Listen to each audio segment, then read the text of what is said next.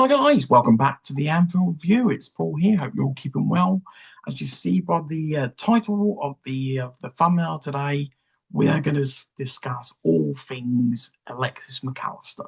What is the future for Alexis Mac Allister? It fundamentally, guys, this has been on my mind pretty much the whole season. I'm not the only Liverpool fan that's widely sort of seen with open eyes and jaw on the floor as to the drop off of Mac Allister this year. Look, I know he came to the season with an injury. I think he had a hernia operation over the summer. Finished last season. I think that was because of that early. I was waiting for. I know Mac Allister was struggling to get himself fully up to fitness, but I believe around October, I'm sure he said he was fully fit. So I was expecting to see a return of the Mac Allister we all know and love, the Mac Allister that's carried the midfield for the last 2 years. Bear in mind, Szoboszlai wasn't 70% of this player that he is this year last year, and Gravenberch was great last year, but Mac Allister was immense.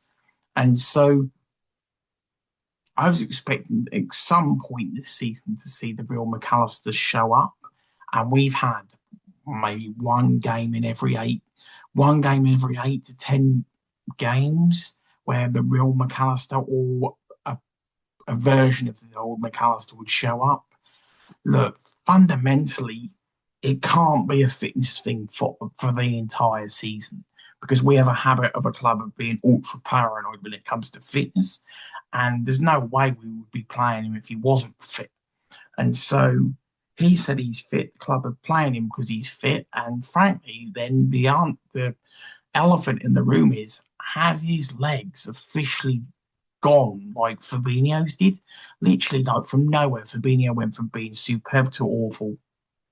And I love Fabinho. We all love Fabinho. But it's the truth, isn't it? Where we're at now with Mac Allister is like, that can't be right. It cannot be possible that this has happened to Mac Allister. He's 27.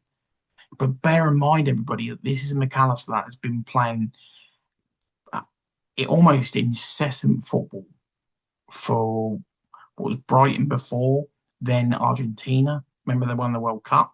So he's been playing Brighton, Argentina, Liverpool, go, go, go, go, go, go, go for about the last 5 years. 5 years? It feels like almost this Mac Allister is crammed a 10-year career in the last five. And I'm not saying he can't have another 4 great years in a slower league like Spain, because he could very well do very well for a more for a slower league, for maybe a team like Real Madrid that has all the athletes around him, and people could go, yeah, but we could do well for Liverpool. But the problem is the demands in the Premier League require your midfield to have some degree of athleticism. Even Man City have come a cropper as their midfielders got older.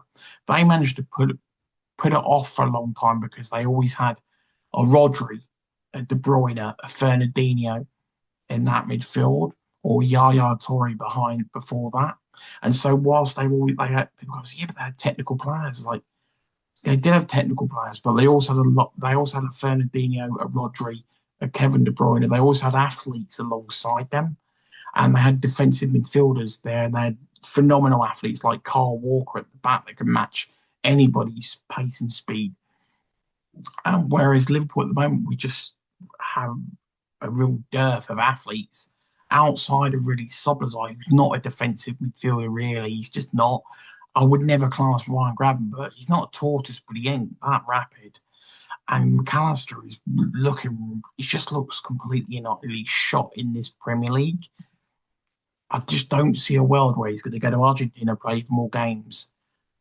You may well see a better version of him for Argentina, and I'm pretty sure you will, because World Cups are slower, they're far more technical, and it'll probably suit them down to the ground. Don't be surprised if you see a much better version of a lot of our players, Gakpo as well, in the World Cup. But the World Cups are much more slower and just more technical. Premier League is nothing like that, and so I think I have to be honest and say, if somebody offered me 60 million for Mac Allister, I would sell him now. And I generally, after the era of Wijnaldum, who I loved, thought he was amazing, so underrated. Henderson, Milner, and look, I'm not as overtly wax lyrical on Thiago because, look, I appreciate Thiago's flicks, tricks, and passing, but equally, he was also injured half the time and we didn't achieve that much with him, and he was on an astronomical wage. And so, look, I understand Thiago. I watched Thiago when he was at Barcelona, and I watched him at Bayern Munich, and so I really do understand Thiago. And I'm the first. Look, I used to love Alonso when he was playing for us, but do you know what I loved? I also loved Mascherano. Whilst people don't like the way he left, you can't fault his ability as a player. So I appreciate a lot of different facets of players to a team, but I think where we're at now, I think we have to look at it and say the club's finances, what needs to be done to this squad, what needs to be put in place. They're really just something. Gravenberch is on a 6-year contract. He isn't going anywhere as long as Slot's there, and probably won't go anywhere for a while anyway. At least for the next 18 months or 2 years, depends on who comes in. Soboslai isn't going anywhere just yet, unless we don't do anything in terms of performing. Then that basically means that the odd man out has to be Mac Allister, really, and it's purely based on the fact that his attributes just aren't there anymore. They're just not. He is far, far more of a liability than he actually is in terms of bringing his goals and his contribution to the team. His contribution is now becoming 70% negative and 30% positive. It was 90% positive and 10% negative. That's how big a difference it is now.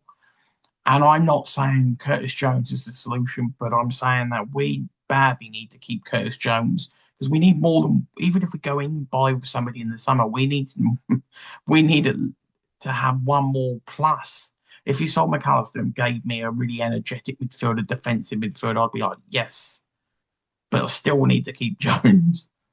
You can't sell Mac Allister and Jones because then we need to get two midfielders. And so I can see a world where if we're entertaining Allison going, we're entertaining Robertson going when Robertson's playing far better than what Mac Allister has this season. Obviously Mo's leaving. We're entertaining him, various people leaving. It has to be on the regards. And it hurts me to say it because if you told me at 27 we should be looking at Mac Allister playing phenomenal this year, he should have been the one that was helping to drive and carry this team, and he's just not. I mean, and there's plenty of fault to go around. Gravenberch has been awful this year. He just wants to go more forward and not, but he's fundamentally in the team to help the team defend. He's meant to be more of a defensive midfielder. And I know people go, oh, he's a technical possession type midfielder. Well, somebody needs to defend in that midfield. And if Szoboszlai wants to go forward and Mac Allister he hasn't got the legs to go forward, he's been walked past. Like we're too easy to play against. The midfield is easy. Almost any player on the professional football pitch can run past Mac Allister now. Why do you think he gets so many yellow cards? Because he's missed time in every single tackle. Gravenberch gets a lot of yellow cards because he missed times tackles. It's a pace. Yes, it's reading of the game. Yes, it's speed up here, but they haven't got the legs. They have not got the legs. Liverpool can't carry Gravenberch and Mac Allister in that midfield. And ultimately, one's got a 6-year contract and younger, and one's at 27 and looks like Fabinho all over again. And I'm just saying, from my perspective, I think it's time to take the money, say thank you very much, you've been amazing. For whatever reason, you're just not the player that you used to be, and I just can't see how we've spent the entire season waiting for the real Mac Allister to turn up. It's not as simple as just saying, like a striker who can't hit a barn door for a season, but he's still making the runs and he's still taking the shots. And you can, with Mac Allister, it's a physical thing. It's not an ability thing. It's a physical thing. So if we can't at any point see any uptick in the physical elements, how is he going to get better next season? How are we going to physically see a better Mac Allister next season? He's barely playing 2 games a week, because he doesn't have the physical attributes to do it. He's going to be playing in the World Cup. He's going to be getting older. There's just no way. There's no way in the world we're going to see a better version of Mac Allister next season. And then people will say, yeah, but if you had more athletes around him, it's like, yeah, but we can't carry him in midfield. We're already carrying a slow Gravenberch.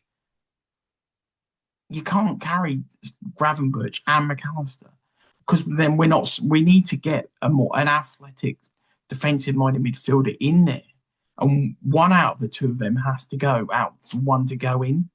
And even then, we've got question marks over what the hell Slot's style is at the moment. And I'm not convinced Slot is even going to do what's required with the midfield this summer because I think he's obsessed, like Amram was, on the system that he wants to play. I'm just praying that he's got some element of pragmatism about him and awareness about him that understands that the way he wants to play and the style that he envisaged that he's got in mind is not going to work in this Premier League. At no point this season have we looked anywhere even remotely close to whatever vision that he's looking at, whatever vision it is. And people can then say, but he hasn't had any of the players available. Yeah, quite a few of them. The whole midfield's been available all season. Verts has been available for 90% of it. Ekiteke was available up until the last, 8 games. I think Ball's been available for quite a lot now in recent times. The vast majority of the defence has been fit bar the right back. Just saying, or fundamentally, even Salah has been fit for pretty much the majority of the season until recent times. The only person that hasn't been fit is basically Isak. It's the truth, though, isn't it? And that is really where Liverpool are at the moment. Is that I'm not sure Mac Allister, 1, suits Slot system, 2, his legs have gone. 3, what we need to actually try and improve the team, somebody's got to move out of that midfield. And even if he goes, I'm not convinced Slot is going to replace him with what we need. I'm generally not. And that's my biggest fear is that if we have got enough awareness to move Mac Allister on because we recognise where he's at and what we need in the team to compete in this league, will we actually go and get that person, or are we going to end up with just another technical person that Slot wants? And I will remain convinced when it comes to the Dutch. I love Dutch players. Boy, do I love Van Basten, Hullet, Rijkaard, Overmars, Kluivert, Edgar Davies, Seedorf, Van Persie, Rafa van der Vaart. You name it. I've watched loads of it. And if I hear one more person say that Slot winning the Eredivisie is the same as Alonso winning the Bundesliga, I'm going to literally lose what's left of my hair. I don't think I've actually got any, but they're having a laugh. The Eredivisie is not the same standard as the Bundesliga. As I say, I love Dirk Kuyt with all my heart, but there's no way in God's earth that the Eredivisie is anywhere close to consistently being at the level of the Bundesliga. Whilst once every 6 years you get a very good crop of players for Ajax or PSV, that's it. We go once every 6 years that happens. Yes, way back 20 years ago, Ajax used to have a conveyor belt of great youngsters. That hasn't happened for ages. And the same for PSV. So ultimately, guys, what do you think? Do you think the time is up for Alexis Mac Allister? Do you think it is as simple as somehow there's a magic potion he can take in the summer that makes him become Benjamin Button and he turns back time? Can he do what Fabinho could when Fabinho's legs went? He could never get it back. I know he's 27. Is there a world in which we can see the true Mac Allister next year? It'd be great to see what, to really understand what other people are really hoping for. Who can we bring in alongside Mac Allister? But then if we bring in somebody else in alongside Mac Allister, that subsequently means someone's got to come out of the team. And let's be honest, they're not going to oust a player on a 6-year contract in Gravenberch and our player of the year in Szoboszlai. So if we do keep him, how are we going to get him back to what he used to be? I'm of the belief that I just don't think there's a road back. I think he can have the next 4 years playing in a slower league in La Liga and maybe play for Real Madrid and achieve great success and still be great for Argentina. Slower league, slower tournament in the World Cup. Technical, great. Premier League, no. And Liverpool is at the moment is too soft of a team to play, and we're almost 90% geared towards the Champions League and 10% geared towards the Premier League. It's meant to be 75% geared towards the Premier League and 25% towards the Champions League, and if not 80-20. You cannot be building the other way around. And that's very much where Liverpool have got a lot of these things wrong. I would never criticise any of the guys from last summer because on their merits, I like them. I just don't like the integration of players this year. I don't see the vision. I don't understand the use of the squad. And I just don't see how we're going to achieve this great vision of whatever we've been trying to do because at no point this season have we ever seen the fruits of any of it. So it'd be great to hear your thoughts, guys. As I say, I absolutely love it, Alexis Mac Allister, and a great buy after a great team and a great midfield. And we've done miracles to win the title last year, and I know that. But equally, a whole season of not seeing him perform well, it's just the truth. If I could see any green shoots of recovery, then I would cling to him, but I can't see it. And if the club are looking at assets to sell, for me, he would be up there at number one on the list.